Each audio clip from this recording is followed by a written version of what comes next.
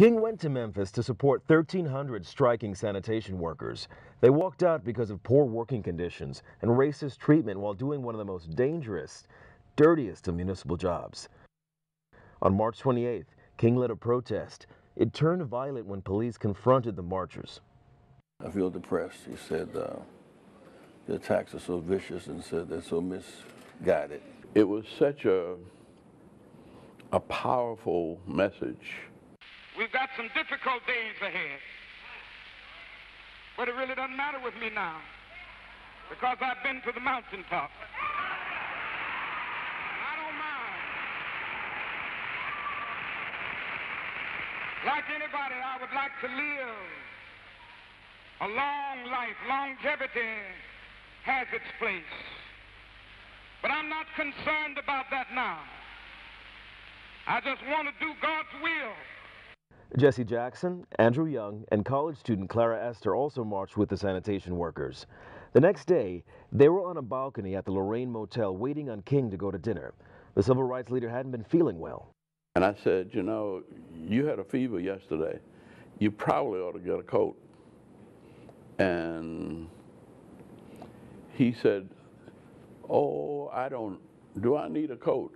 And he sort of lifted his head like that to sort of looking at the weather. He turns, that's the doctor, pow, bullet.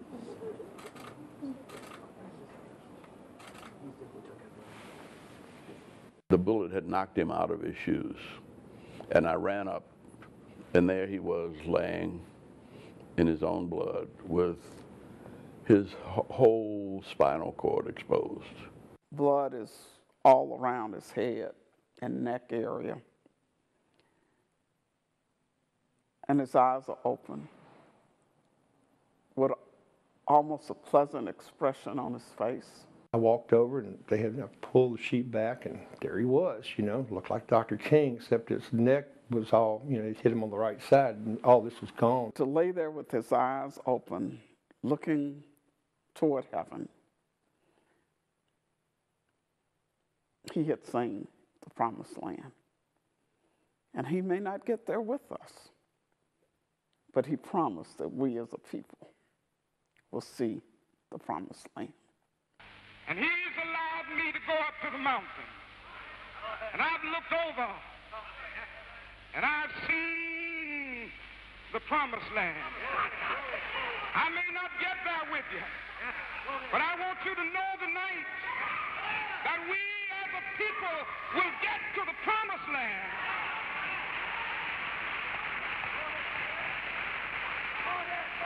So I'm happy tonight. I'm not worried about anything. I'm not fearing any man. Mine eyes have seen the glory of the coming of the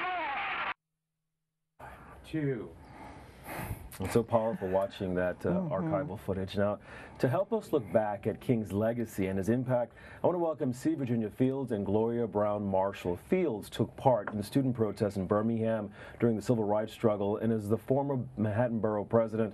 Marshall is a civil rights attorney and the author of the book, The Voting Rights War. She's also professor of constitutional law at John Jay College here in New York. Welcome, ladies. Thank you. So first, we start with you. Where were you when Dr. King was shot? I was actually in graduate school, I think my first year at Indiana University Graduate School of Social Work, so I was in Indianapolis, Indiana. So at that time, you had been in protest, you had been involved in the movement. Were you surprised that he was assassinated? You know, I've thought about that question. On one level I was, and on another one I wasn't. And You what I were mean not. by no, because he had been attacked before. You know, he had been stabbed right there on 125th Street. He had been attacked by rocks and by bricks and by bottles, and any of those possibly could have led to his death. So I mean, because of his commitment and the work that he did, those kind of attacks, you know, could possibly have led to death. But on the other hand, I was surprised because you just didn't expect anyone to be so vicious and so savagely inclined to do it. So 50 years have passed. From a constitutional perspective, where do we stand today? Well, 50 years have passed, and during that time, we had Lyndon Baines Johnson as president, sign the Voting Rights Act, the Civil Rights Act, the Fair Housing Act, and now we have a gutted Voting Rights Act. We have a questionable Civil Rights Act, and we have fair housing issues with people living in public housing and despairing about what they have. People have done so much more educated black people than ever before, and at the same time we're still struggling with a lot of the same basic issues of poverty, social justice, and equality.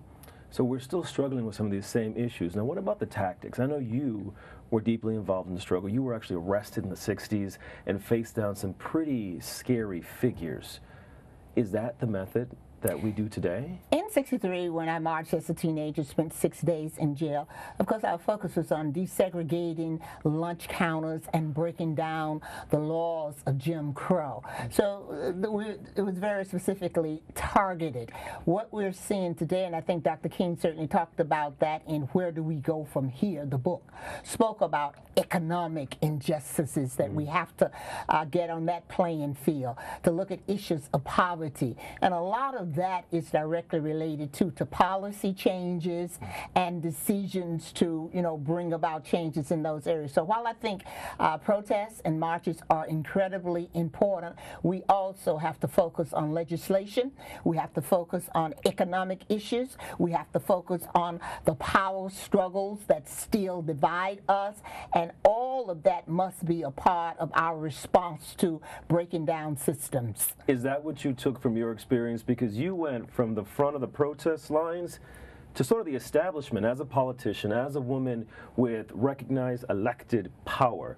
Is that what you took? That was a very important lesson that I learned and continue to follow throughout my professional career. Professionally, I'm a social worker, and that's about changing lives and creating impact. And when I worked in that field, I also recognized that in order to help masses, I need to be on the other side, changing policies, directing budgets, so that we can have more long-standing change. So yes, that is a part of what I learned throughout my process of the civil rights movement as a civil rights activist, a social worker, an activist, and moving into legislation. Now, having said that, I'm always one who never felt that government must do everything for its people, but government has a responsibility to make a difference when there are inequalities like social barriers to health care, when there are inequalities in terms of kids getting a quality education. What are our policies? What are our budgets? What kind of resources?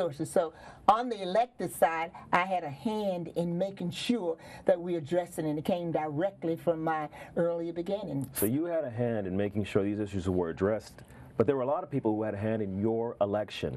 And this is an area that you focus on because you say that voting rights are under attack. Voting rights, and that's why the title of my book is The Voting Rights War.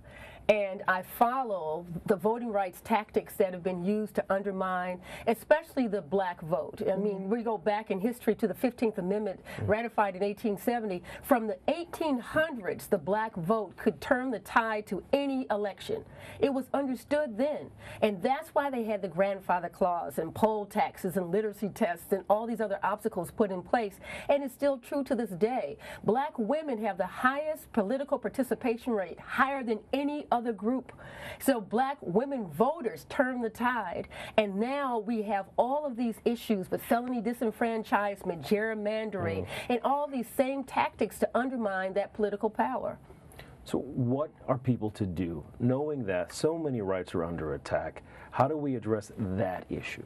We have to keep voting, and in my book I talk about, as was pointed out, those three elements: litigation, legislation, and protest. But it has to work together with some common thought of where we're going in the future. By the year 2044, this country is going to be majority people of color. That frightens a lot of folks. Because of the political implications. Yes, and the economic, the social justice implication. It brings in everything this country says it's about and it has always struggled with from its inception: fairness and equality and accessibility. And so when we're looking at the vote, that vote is on how the money is going to be spent and for whom on what. And when you think about that, the vote is so important, and that's why that vote is where the struggle is. As we're winding down, is there anything that you want to share about Dr. King any anecdote that you want to share with us? And just briefly before I say that, in terms of what we must do now, as the millennials say, we must stay woke and we must stay involved. We cannot afford to let any of this stuff go by as being unimportant. A couple of anecdotes. While growing up again and part of the movement, after the summer, during the, say, by July of that summer, we were all so tired. So the movement, the Southern Christian Leadership Conference, provided an opportunity for us to go to a summer camp. A summer camp? Yeah, in Georgia. I think it was around Augusta, Georgia, somewhere like that. And we were playing baseball one day and just relaxing and feeling like kids again. And in comes Dr. King. I mean, we were so overwhelmed by his presence, and he played baseball with us. I mean, we probably made a lot of strikes because we were focused on him, but just the interest that he showed in encouraging us and motivating us and inspiring us. So those were some of the special moments. And of course, I got to hear him speak a lot at the movement meetings in Birmingham, where my pastor, the late Reverend Fred Shuttlesworth, led it, and Dr. King was a speaker there very often. So just listening to the words, being inspired, all certainly motivated me, along with the guidance of my own mother.